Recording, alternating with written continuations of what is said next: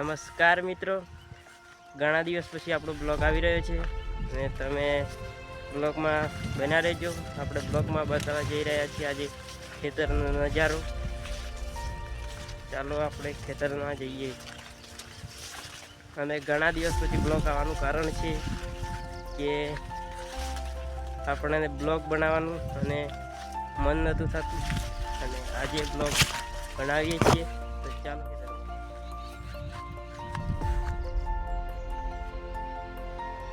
મિત્રો, આપણે આવી ગયા છીએ ખેતરમાં ને તમે અહીંનું પાછળનું પણ વ્યૂ જોઈ શકો છો અને તમને બતાવું ખેતરના પૂરો